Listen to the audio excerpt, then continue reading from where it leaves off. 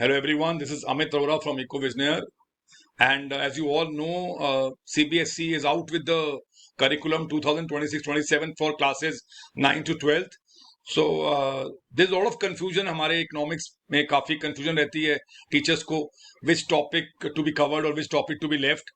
So in this video I'll talk in detail कि आपको कौन कौन से topics डिटेल में करवाने हैं और कौन कौन से टॉपिक आप स्किप कर सकते हैं. सो पहले हम इस वीडियो में we'll go for the marks distribution, and then we will talk about macro and followed by Indian economic development. In case there is any confusion, teachers, you can just write in the comment section, and also you can or you can call me or message me on my given number जो video में मैंने आपको last में जो number दिया है. So इसके बाद I feel that there will be no confusion कि हमें इस साल क्लास 12th इकोनॉमिक्स में कौन से टॉपिक स्किप करने हैं और कौन से टॉपिक जरूर करवाने हैं. तो टू स्टार्ट विद हमें पहले will start with the marks distribution. अगर आप देखें ध्यान से, I think you all are aware that we have two sections in class 12th, macroeconomics and Indian economic development. Macroeconomics with 5 units and Indian economic development with 3 units.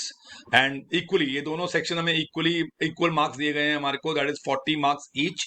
अगर हम बात करें macro economics की, so national income and theory of income and employment, ये काफी काफी काफी ज्यादा मार्क्स के हैं. That is 10 marks for national income and their related aggregates and 12 marks for theory of income and employment. और इन दोनों में मतलब 100% न्यूमेरिकल आने के चांसेस रहते हैं. So these are the important numerical chapters. तो जिसपे हमें इन दोनों चैप्टर्स को अगर आप देखें तो it's 22 marks out of 40. So more than 50%. That means around 57-58% आपका जो मैक्रो का वो है इसमें से ही आता है. Then other 3 easy units we have 6 marks. तीनों के 6 marks हैं हमारे. Money banking and government budget and the economy and balance of payment. तो ये 6 marks शो करता है कि you should not spend lot of time on these chapters. आपको स्पेसिफिक टॉपिक्स जो आपको दिए गए हैं आप उन पे फोकस कीजिए. So don't spend lot of time on money and banking कि आप बहुत, बिकॉज वी नो कि कौन कौन से टॉपिक्स इसमें आने हैं. Specific topic of course you can talk about general topics with your students, but when it comes to boards तो आपको उनको तैयारी करवानी है स्पेसिफिक टॉपिक्स जो सीबीएसई ने दिए हैं. So let us start unit wise, students, at you teachers, that you know that national income and aggregates 10 mark का है. तो आपको मैक्रो इकोनॉमिक्स की डेफिनेशन, बेसिक कंसेप्ट, ये काफी इंपॉर्टेंट है. Basic concepts of macro economics, specially consumption goods, consumer goods और ये कैपिटल गुड्स के पार्ट्स, फाइनल एंड इंटरमीडिएट. आपको बहुत डिटेल में करवाना है फाइनल एंड इंटरमीडिएट गुड्स, क्योंकि इस पे क्लासिफाई क्वेश्चन भी आते हैं. सिमिलरली स्टॉक एंड फ्लो भी आपको ठीक से कराना है. और of course gross and net and gross investment और डेप्रिसिएशन का कंसेप्ट यहां पर भी है, वो आगे भी आएगा व्हेन वी डू कन्वर्जन. सो इसके बियॉन्ड हमें ज्यादा टॉपिक्स नहीं कराने हैं, जो हम बहुत ज्यादा काफी बुक्स में बहुत डिटेल्स में दिया हुआ है. तो आपको स्पेसिफिक टॉपिक्स ये कवर करने हैं when it comes to starting theory की बात करें. और जब सर्कुलर फ्लो की बात होती है, lot of teachers have confusion कि कौन से सेक्टर, कितने सेक्टर का फ्लो आ रहा है.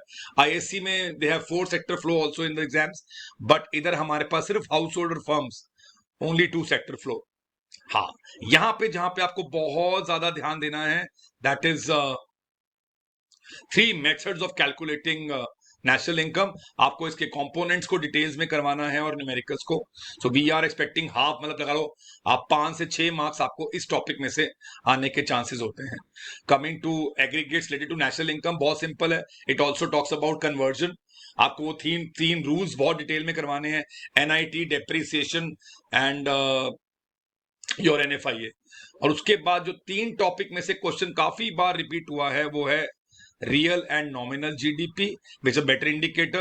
GDP deflator, maybe 1 mark, or GDP and welfare, the most important topic. So you can spend time on this. आप इस पे time spend कर सकते हैं. So give time on GDP welfare, give time on circular flow of income के साथ क्या था, हाँ, methods of calculating national income. इस पे आप ज्यादा focus more on these topics rather than talking about other. ठीक है जी. तो ये आते हैं हम अपने सेकेंड यूनिट पे. Second unit is very easy और स्पेसिफिक टॉपिक्स हैं जो सीबीएसई ने दिए हैं हमारे को. मनी का meaning and functions, money supply का मीनिंग, देन उसमें भी स्पेसिफिक बताया कि आपको क्या मनी सप्लाई में क्या आपको बच्चों को समझाना है? You have to talk about currency held with public, that is coins and notes, and net demand deposits held by. So money supply के components आपको कराने हैं. आप मेजर्स भी करा सकते हैं मनी सप्लाई के, क्योंकि पेपर्स में आए हैं. So money creation by the commercial bank system, that is, आप काफी लोग इसको क्रेडिट क्रिएशन कहते हैं. वेरी वेरी इंपॉर्टेंट टॉपिक, तो मैं स्टार लगा रहा हूं कि ये बहुत ही इंपॉर्टेंट टॉपिक है when it comes to money and banking. तो ये बहुत जरूरी है, ये आता है पेपर में बहुत बार. And the last important topic which we get in banking, that is central bank के functions.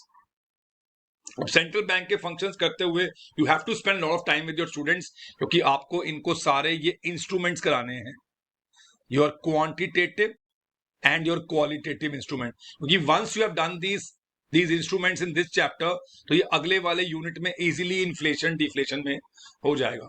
But this chapter takes less 6 marks, तो ये स्पेसिफिक टॉपिक्स आपको कराने हैं. Don't go beyond this. हाँ, फंक्शंस ऑफ मनी आप जरूर कराते हैं, यहाँ पे आप देखें. और यहाँ पे फंक्शंस ऑफ कमर्शियल बैंक नहीं है सिलेबस में. Only one function is there, that is credit creation function of commercial bank. Coming to next unit, that is determination of income and employment. बड़ी कंफ्यूजन टीचर्स को रहती है कि क्या करवाना चाहिए. सो बड़े स्पेसिफिकली दिया हुआ है एडी और उसके चारों component, C plus I plus G X minus M. Propensity to consume, उसमें आपको 4 टॉपिक. और propensity to save, you have to go for APC, MPC, APS, MPS with their numericals. सबसे इंपॉर्टेंट टॉपिक ये रहा आपका the topic on short run equilibrium, that is both AD and AS, C plus I और S is equal to I, ये दोनों. और investment multiplier का process या फिर उसके numerical. Then meaning of fuller employment and involuntary, ये theory topic की. फुलर एम्प्लॉयमेंट क्या होता है, when AD is equal to AS at the fuller employment level, वो बात करते हैं. फुलर एम्प्लॉयमेंट क्या होता है, और इनवॉलंटरी अनएम्प्लॉयमेंट और वॉलंटरी अनएम्प्लॉयमेंट का मतलब क्या होता है. And then you have to spend a lot of time on these two topics, inflation and deflation, मतलब excess demand and deficit demand. एक तो आपको कराने हैं दोनों टॉपिक डिटेल में with those shifting of AD up and down, and also you have to go for both the measures, fiscal and monetary measures, जो आने के 100% चांसेस हैं. तो ये आपको कवर करना है इन यूनिट नंबर 3, और ये 12 मार्क्स का यूनिट है. So we are expecting 100% expectation of a numerical. Coming to last 2 units of macro, government budget, very specific topics. एक टॉपिक तो बहुत ही इंपॉर्टेंट है, वो है ऑब्जेक्टिव्स ऑफ गवर्नमेंट बजट. उसमें भी रीडिस्ट्रीब्यूशन कराइए, रीएलोकेशन कराइए, इकोनॉमिक स्टेबिलिटी कराइए, मैनेजमेंट ऑफ पीएसयूज कराइए, इकोनॉमिक ग्रोथ कराइए. सो 5 आप जरूर ऑब्जेक्टिव्स कराइए. इसके अंदर कंपोनेंट्स में inflows, outflows, expenditure and receipts पे बात करेंगे. उसमें क्लासिफाई करना आता है पेपर में, डिटेल में आप करिए. Classify questions on revenue receipts and capital receipt, revenue expenditure and capital expenditure. और लास्ट में we are expecting the topics on deficits, your deficit budget, measures of government deficits. तो उसमें सबसे इंपॉर्टेंट आपको डिटेल में करवाना है फिस्कल डेफिसिट. न्यूमेरिकल भी कराएंगे आप इसके अंदर, और इनके सिर्फ मीनिंग कराएंगे आप. बैलेंस्ड, सरप्लस और डेफिसिट बजट. डेफिसिट बजट को आप डिटेल में कराएंगे. So you will be doing deficit budget in detail. Rest आपको क्या कराना है, रेस्ट आपको उनकी डेफिनेशन और वो कराना, meaning. Coming to the last unit, again a very important unit, that is again of 6 marks, but इस पे डिस्कशन करने से, थोड़ी ज्यादा डिटेल में करने से, the people, your students will know what is happening in the world. इस पे बहुत न्यूज होती हैं पेपर पे, आपको बहुत मैटर मिलता है इसको पढ़ाने का. So balance of payment account पढ़ाना है आपने, बीओपी अकाउंट के components, that is current and capital, और उनके भी कंपोनेंट्स कराने हैं. Then surplus and deficit, go for current account, surplus, current account, deficit, detail में कराइए. देन ऑल द 3, वो तीनों मेथड्स, हमारे तीनों सिस्टम्स, एक fix exchange rate system, flexible exchange rate system, और कैसे फ्री मार्केट में using demand and supply, how we. And in the end, you can go for theory topic, merits and demerits of flexible and fixed exchange rate. और detail में कराइए इसको, बहुत important है. इस बार भी अभी गवर्नमेंट ने भी किया, that is manage floating, how RBI intervenes in the free market by the way of manage floating. Again a 6 mark expected, पता है क्वेश्चंस क्या आते हैं. So these topics have to be covered. Coming to Indian economic development, very easy, very self explanatory. जो भी NCERT book में दिया आपको पूरा कवर करना है। आपको first there are 3 chapters in the first unit and you knew, एक बार अगर हम पीछे जाएं तो हमें पता रहेगा कि ये कितने मार्क्स के हैं हमारे ये 3 यूनिट। तो coming back to the first slide, देखिए 12 मार्क्स के हमारे first 3 chapters and then 4 chapters of 20 marks current challenges and 8 marks is the last comparison of India, Pakistan and China. तो if you see properly you have to give that brief introduction of Indian economy, that is agriculture का हाल क्या था, industry का, trade का, drain of wealth, इन सबका। then second chapter is 50 to 90, when we talk about 50 to 90, 1950 to 1990 planning period, उसमें आपको बताने हैं your common goals जो थे planning के, your GEMS gems and also the features of and problems in the agriculture during that period, more of agriculture. You can also focus on IPR 56, जो classification हुआ था इंडस्ट्रीज का, वो आपको detail में कराना है। स्मॉल स्केल इंडस्ट्रीज की इंपॉर्टेंस, उनका रोल, और फॉरेन ट्रेड, ये थोड़ा सा पैराग्राफ दिए हुए हैं एनसीईआरटी में, वो आपको फॉरेन ट्रेड कितना बड़ा हमारा आफ्टर और इन ड्यूरिंग दिस पीरियड वो आपको कराना है till 90। And then coming to economic reforms, that is 1991, we are talking about that 5 reform जो हमने लिए, liberalisation reforms, meaning of globalisation, उसमें आप फिर प्राइवेटाइजेशन के बारे में बात करेंगे, दैट इज डिसइन्वेस्टमेंट, एंड वो कंसेप्ट जो आपको थियोरेटिकली करना है, डीमोनेटाइजेशन एंड जीएसटी, उनका क्या फायदा हुआ, more of features and merits. So basically आपको ये 3 चैप्टर्स में ये कवर करना है। So you have 4 chapters under second unit, 20 marks का यूनिट है, बहुत सारे question, picture based question, table based question, table based question employment में से, पिक्चर बेस्ड क्वेश्चन रूरल में से, या sustainable economic development. So what you have to cover, people resource कैसे बनते हैं, उनके sources, then role of human capital in economic development, very important, और कैसे इंडिया में एजुकेशन की ग्रोथ हुई है। और रूरल डेवलपमेंट में 2 टॉपिक पे फोकस करना है आपने, your credit and your marketing. So rural credit पे फोकस है हमारा, रूरल, और लास्ट में हमें जो इंपॉर्टेंट टॉपिक है वो है organic farming, very very important, इस पीरियड में तो बहुत इंपॉर्टेंट हो जाता है टॉपिक। तो ऑर्गेनिक फार्मिंग, उसके merits and limitations, and employment में प्लीज टीचर्स सारे टेबल्स ठीक से कराइए बच्चों को, और टेबल लर्न नहीं कराने हैं आपने। So change in the work force, ये सब टेबल्स में दिया हुआ है, पार्टिसिपेशन रेट, इनफॉर्मल सेक्टर की प्रॉब्लम्स एंड पॉलिसीज। तो यहाँ पे आप ध्यान से देखिए, अनएम्प्लॉयमेंट वाला इशू नहीं आया हुआ है इस बार, आप बच्चों को जरूर बता दीजिए, पर अनएम्प्लॉयमेंट के ऊपर ज्यादा फोकस इसमें नहीं किया गया है, so that is excluded. So don't go for lot of unemployment के बारे में ज्यादा डिटेल में नहीं जाना है।